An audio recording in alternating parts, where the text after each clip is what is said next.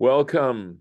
Baruch atah Adonai Eloheinu melech haolam asher kitshanu b'mitzvotav v'tzivanu la'asok b'divrei Torah. And we are, of course, in the middle of Jacob's last words to his sons as he lies ready to pass to the next world. And we are on Dan. That's where we are right now. Dan Yadin Amor. Dan will judge his people, ka'achad shiftei Yisrael, like, it means like one of the tribes of Israel. It could have the word ka'achad could have a little bit of a different connotation. So let's see what Rashi has to say about this. And this is down here. Dan Yadin Amor. Dan will judge his people. So here he says, Yinkom nidkmat Amor. He will avenge, right, the vengeance of his people, miplishtim, from the Philistines. Kamor, and he gives an example in Deuteronomy, Ki Adin Hashem Amor, there in, I believe, in Parshat Ha'azinu, and again, speaking in poetry, it says the Lord will avenge his people. And there the word Yadin has the connotation of justified retribution. Ke'echad shiftei Yisrael, like one of the tribes of Israel. Kol Yisrael yiyu ke'echad imo, that is to say, everyone, all the Jewish people, all the Israelites will be acting together in unified with him.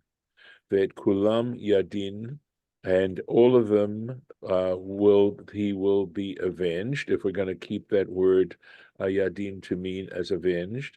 Al Shimshon Niba Nuvozo. And he says this prophecy is a reference to Samson, who came from the tribe of Dan and clearly avenged what the Philistines were doing to the Israelites at the time, and that is, of course, the entire group of Israelites. And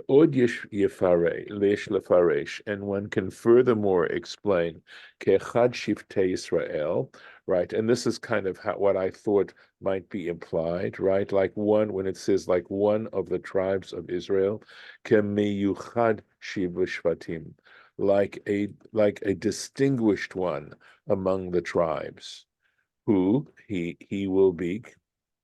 And just to see what the rest of the sentence is. David Sheba Mihuda. So when it says ke'echad, right? Let's take a look at the Hebrew again.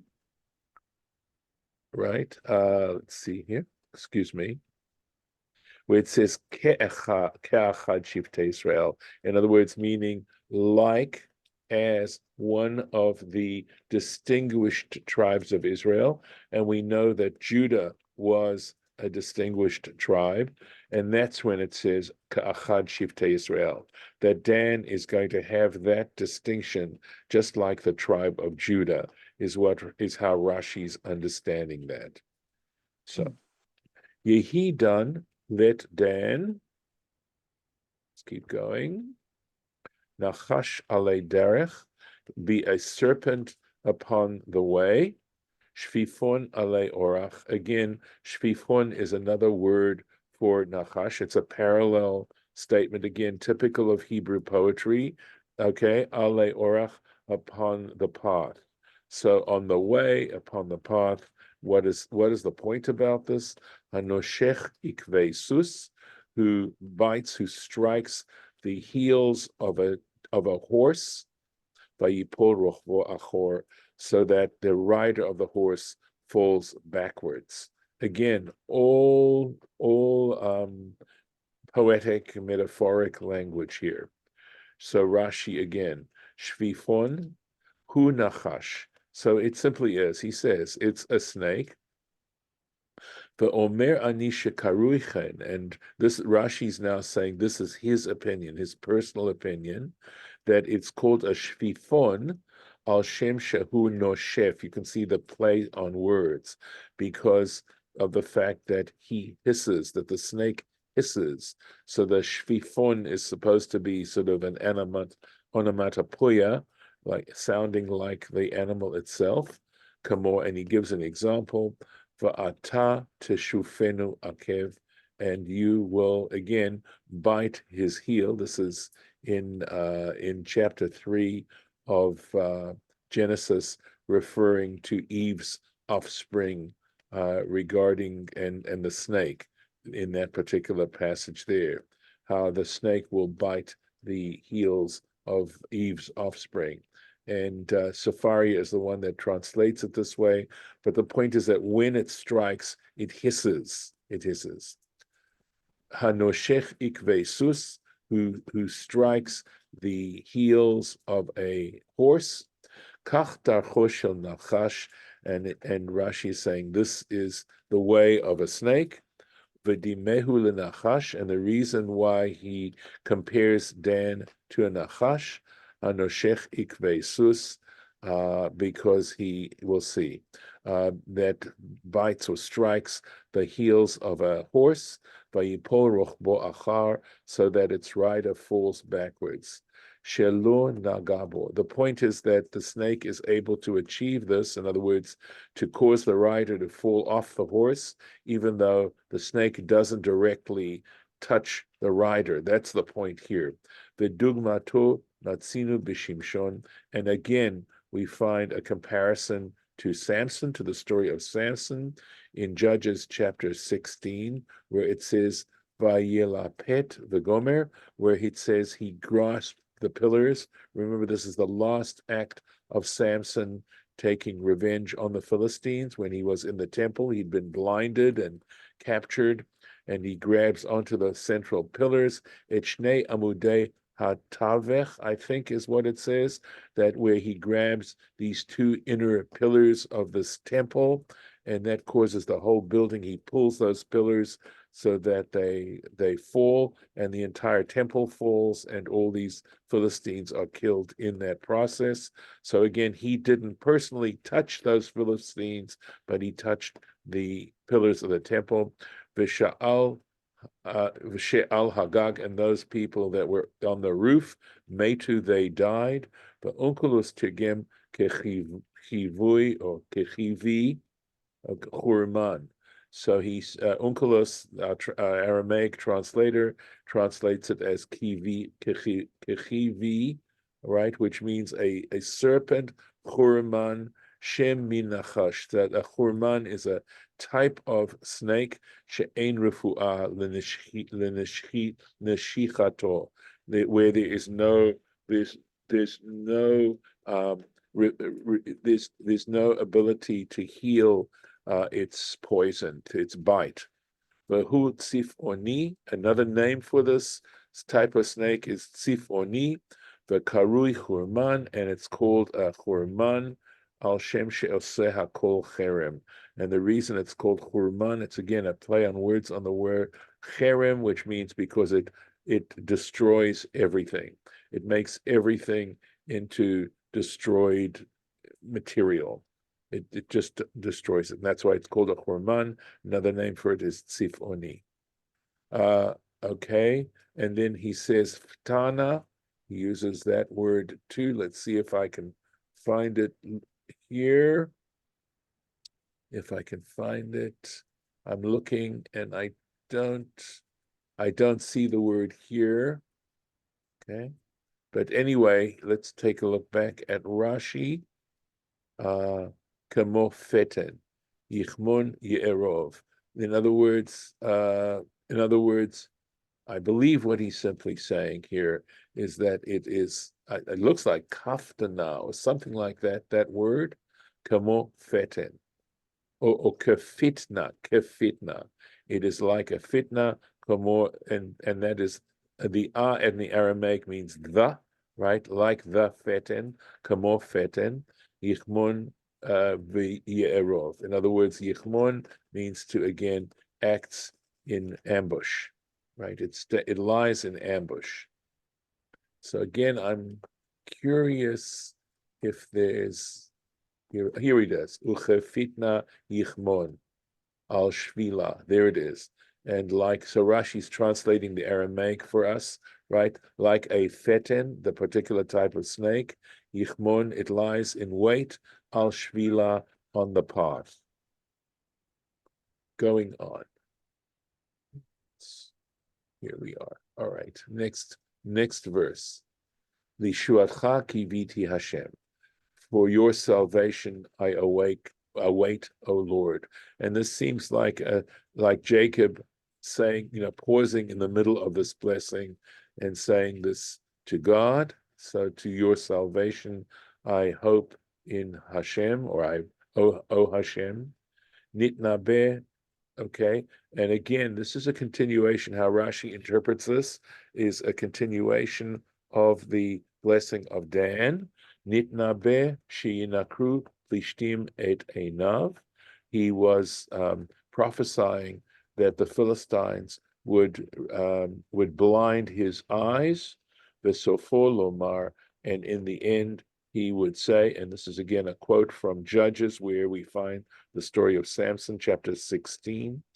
Zachreni na, remember me, please, where he appeals in this last act of his, in Samson's last act, he says, he prays to God and he says, please remember me, v'chaskeni na af hapam, and strengthen me this time as well. So, in other words, interestingly enough, how the tradition understands this Lishuatcha kiviti Hashem as a continuation of the reference to Samson in Jacob's prophecy. Gad Gadud Yegudenu, right? So again, interestingly here, it says a troop God, the tribe God, Gadud Yegudenu. And Rashi is going to actually translate this differently. It can be translated as a troop will troop on him, but it actually doesn't have to mean that. And Rashi's going to explain the grammar of this word so that, and I'll let you know what Rashi is saying here. He's saying God will send out a troop, Vahu Yagud Akev, and he will troop on their heels, or troop back. So somehow going back, and you'll see how Rashi explains this. So Gad was one of the tribes, you should know, that took its territory east of the Jordan. This was not originally part of the territory that God had promised the Israelites, but what happened is that when Sichon and Og, the Amorites, attacked the Jewish people, attacked the Israelites, and the Israelites were successful, their lands then became under Israelite control, and Gad was one of the tribes that saw that there was good pasturage there and wanted to occupy that as their territory. And as a result, Moses went to them and said, this is, of course, in the book of Numbers, says to them, are you going to just sit back now and let your brothers have to now go through the business of taking over the land of Canaan? And God, the tribe of God, promised. It was Reuben, Gad, and half the tribe of Manasseh, the half tribe of Manasseh, promised they would go in the vanguard and help the rest of their brothers occupy or conquer the Canaanites, etc. So this is actually what this is a reference to.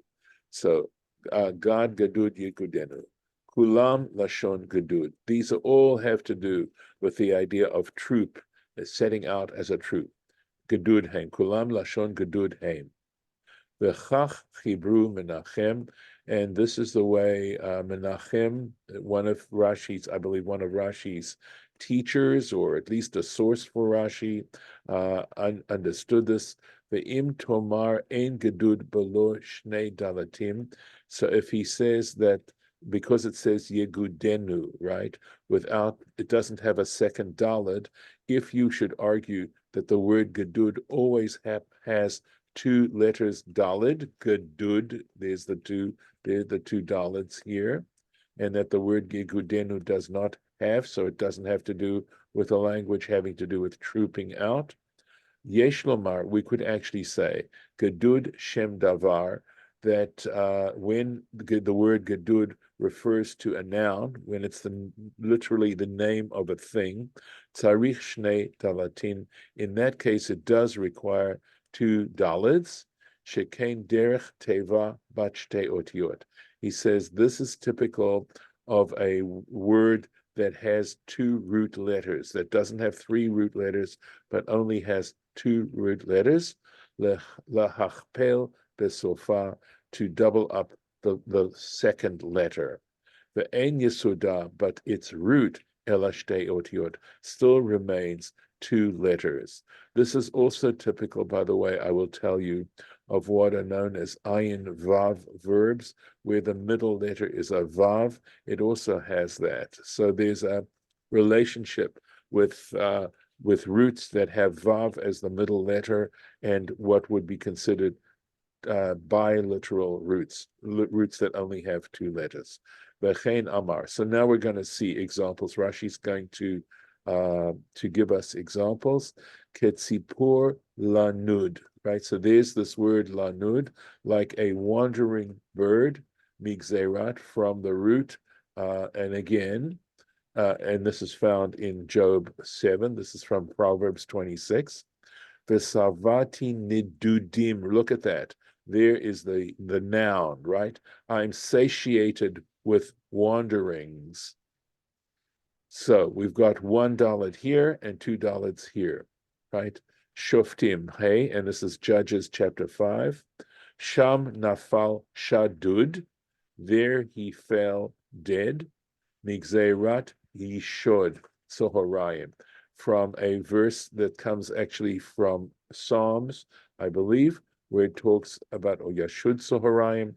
This is talking about a type of plague that kills in the noon, Af Yagud Yigudenu. And he says, so similarly, we've got Yagud Yigudenu, Ugadud, and these words, Yagud, Yigudenu, and Gadud, Migzera, Achat. They all come from one root, Haim, Achat Haim.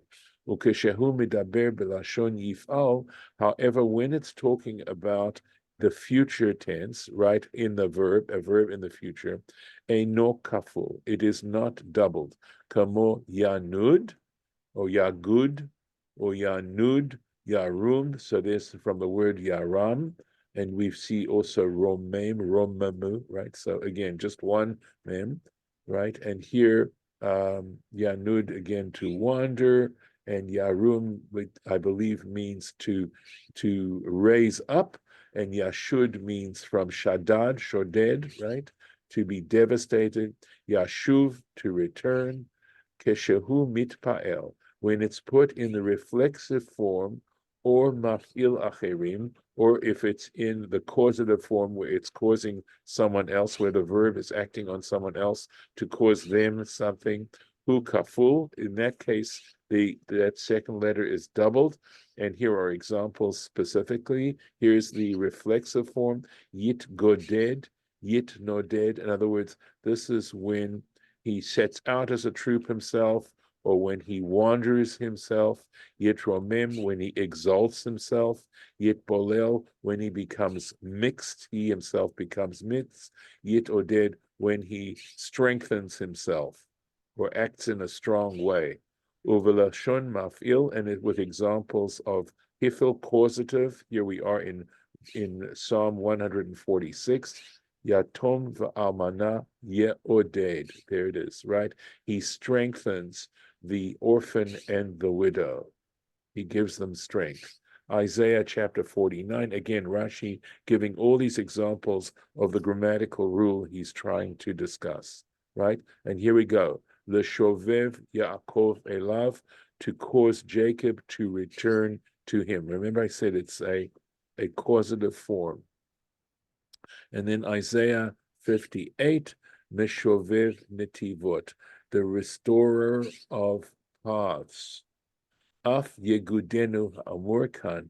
So here too, when it says Yegudenu, which is referred to in this verse that we're looking at, Enosh Lashon Shiyafaluhu Acherim. It's not saying that others will come set out on him as a troop or cause him to set out as a troop.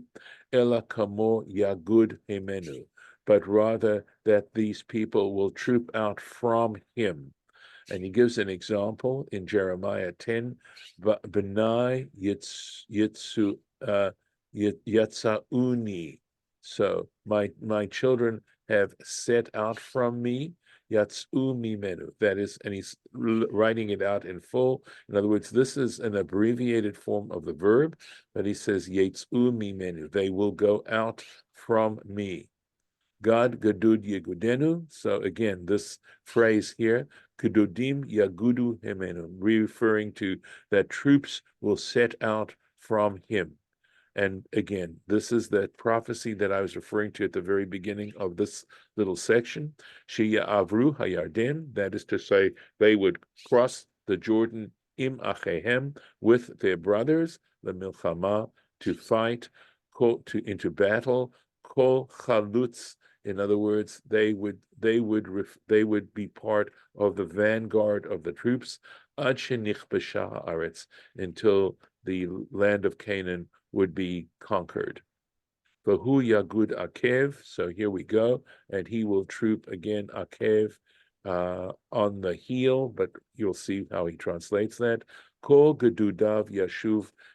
All of his troops will return al ikvam. In other words, they will, after they've accomplished what they've accomplished, they will turn back on their heels, the nachalatam, back to their portion, their inheritance, shelakhu be'ever hayarden, that they took on the other side of the Jordan, on the east side of the Jordan. V'lo, I believe it's yipaked mehem ish or yifkod mehem ish, and not one of them will be lacking. They will not have to search for anyone. They won't lose anyone in those battles. Akev, right? So there's this word. Yaakov, of course, the word Jacob is related to this word akev. It refers to a heel. Bedarcham, so again, on their paths, uva mesilotam, okay, and on the, again, it's another word for a mesila, a track, and on their tracks, shalchu, which they had traversed to begin with, yashuva, they will then return. Kamo, and he gives an example from Psalm 77, Ve'ikvutecha lo noda'u, and your paths were not known. V'chein, and again, Shir Hashirim, the Song of Songs, chapter 1, Ve'ikve hatzon, on the paths of the sheep. So literally, or on the heels of the flock, but it means that it's on their paths. And he says, Belashon las, and in French, in medieval French, it says tartses or something. Trace is how he translates that there. Let's see if we can do one more. Me Asher Shmeina Lachmor, of Asher, his bread is full of oil, shamein, or fat, v'hu, or rich, let's say, right? V'hu yitin ma'adanei melech, and he will provide dainties for the king, royal dainties. So let's take a look at what Rashi has to say about this. Me Asher Shmeina Lachmor, right? From Asher, from the tribe of Asher, his food or his bread is rich.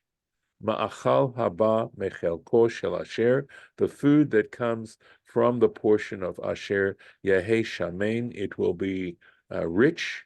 Sheyiyu zeitim merubim, because the olives are, he has many olive trees, bechelko, in his portion, vahu moshech shemen kamayan, and he draws olive oil, as if it's simply a well. He just just tons and tons of oil.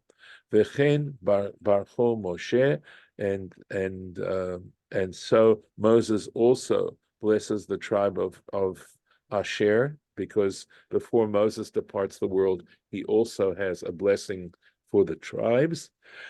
In Vizot Habracha, Vetuval, he says, these are the words that Moses uses, Vetuval b'shemen raglo, and he dips his legs or his feet in oil. Ninu b'menachot, as we learn in the tractate Menachot, has to do with meal offerings. The Talmud there, Daf Pei Hey, on page 85, and there's a story there. Pam achat hutzruchu anshe ludkia l'shemen.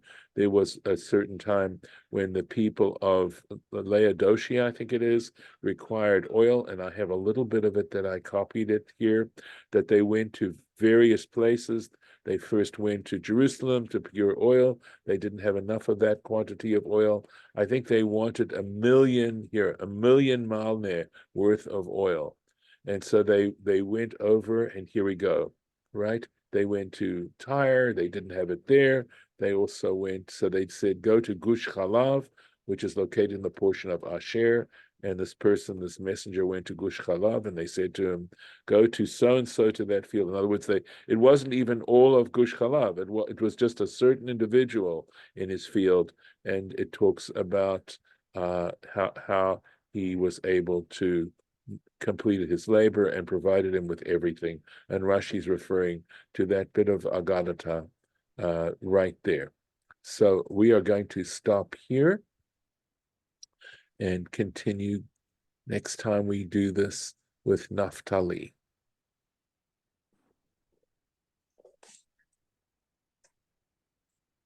And I'm going to stop the share.